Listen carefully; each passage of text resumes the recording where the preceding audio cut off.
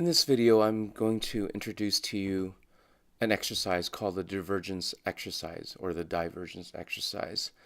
And this is an exercise that's used to, well, you can actually also use this exercise incorporated into the previous formulas like the story formula and the CPID formula.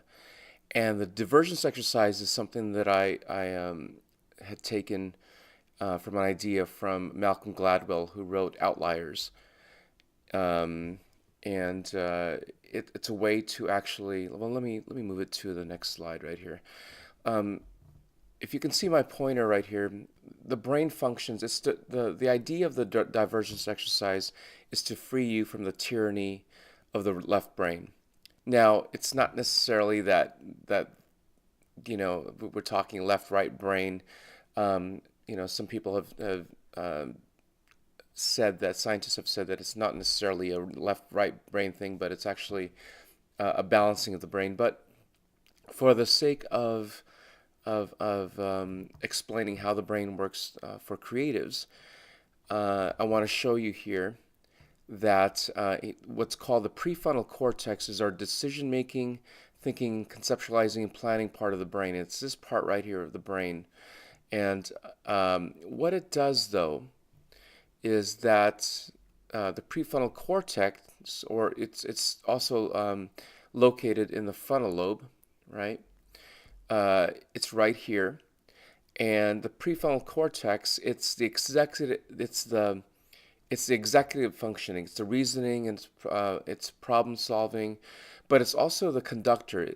It's impulse control, and it controls the emotions, and it's also judgment. And what it does is that it actually, what it's trying to do is trying to defend you. So when you were a kid, if somebody else, told you you're doing, when your mind is really fertile when you're a kid, you say, for example, and I think I've gone over this with you, with a few of you, that you draw a picture of a dinosaur, and somebody says, well, Johnny or Becky, that doesn't look like a dinosaur.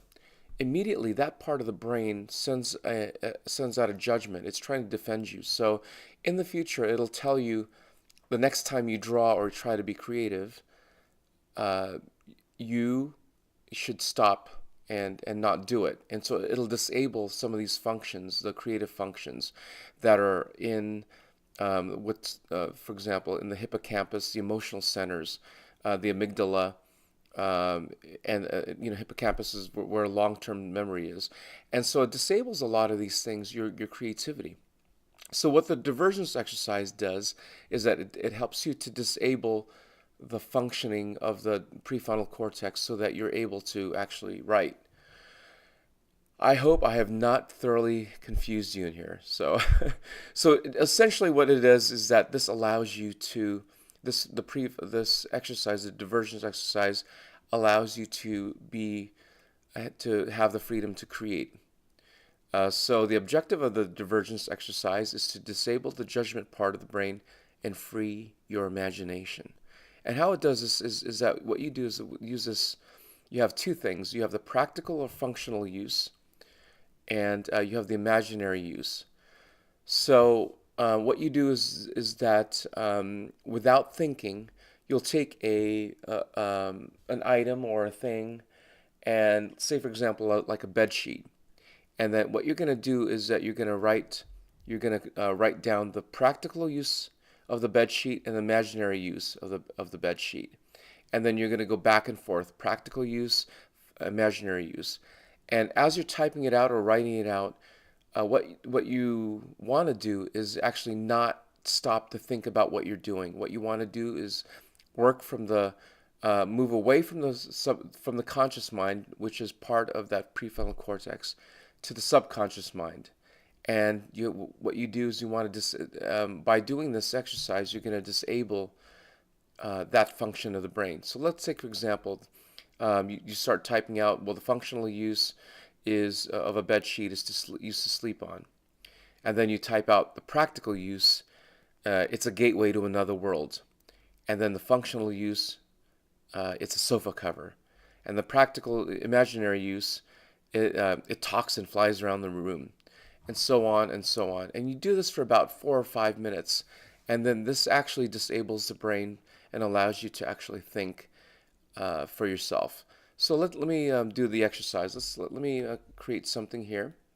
And let's say, for example, in this exercise right here, uh, let's take a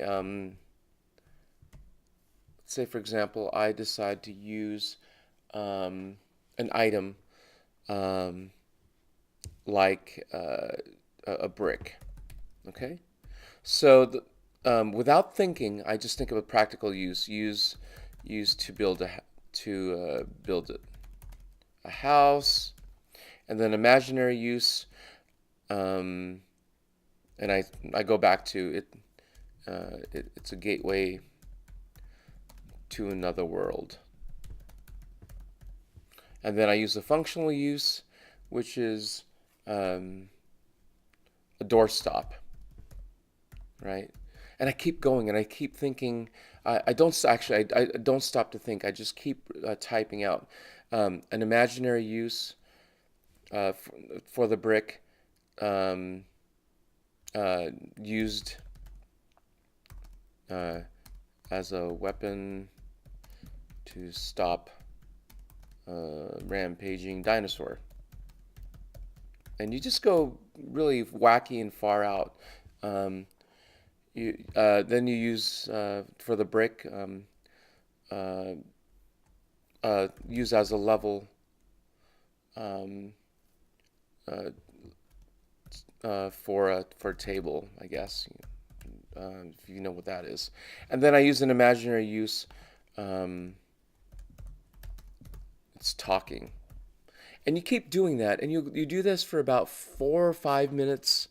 You can go up to as long as you want, and but what it does is that after a while, this exercise disables that part of the brain where it's judgment, because it'll look at it and it says, well, initially the functional use is to build a house, and the imaginative use, it's a gateway to another world, and then it goes back and forth until it decides, you know what, oh, this I quit. Because you're going crazy. You're using this imaginary uses, and I'm not used to that. And it opens up the gateway, opens up the world in your head, so that your imagination is allowed to be free and to create. So you'll be using this exercise, and I'll show you later on in one of the weeks how to incorporate the divergence exercise into as part of your your formulas when you're creating a page, and it allows you to stop any creative blocks or prevent any creative blocks, and it allows your imagination to be free. And we'll go over this in our one-on-one sessions coming up in the upcoming weeks. So that is the divergence exercise that I wanted to introduce to you, and that is the end of this video right now.